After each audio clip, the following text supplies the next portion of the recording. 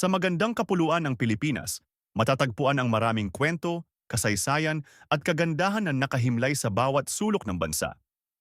Ang Pilipinas, isang lugar na puno ng likas na yaman at kultura, ay mayaman sa kasaysayan, tradisyon at pagkakaiba-iba ng mga rehiyon nito.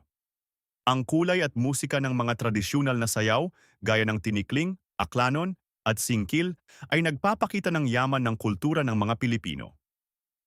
Ang kagandahan ng mga likas na atraksyon, tulad ng Chocolate Hills sa Bohol, White Beach sa Boracay, at Underground River sa Palawan, ay nagbibigay ng inspirasyon at hinahamon sa bawat bisita na tuklasin ang kahalagahan ng kalikasan. Sa bawat probinsya, lalawigan at barangay ng Pilipinas, matatagpuan ang mga kwento ng mga bayani at leader na nagtangi sa paglaban para sa kalayaan at katarungan. Ang mga tulang inamor, epiko at mitolohiya ay patuloy na nagpapakita ng taglay na husay ng mga Pilipino sa pagsasalin-salin ng kaalaman at karunungan sa bawat henerasyon. Bawat pagkain, musika, sining at wika sa Pilipinas ay nag-uugat sa matagal na tradisyon at pagpapahalaga sa bawat aspeto ng buhay.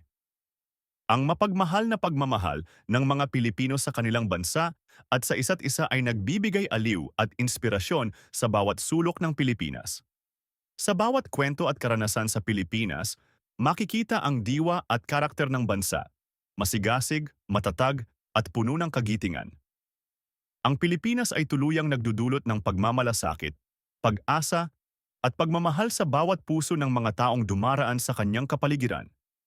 Ang Pilipinas, isang bansang may malasakit at pagkakaisa, ay walang katulad sa kanyang kagandahan at yaman ng kultura.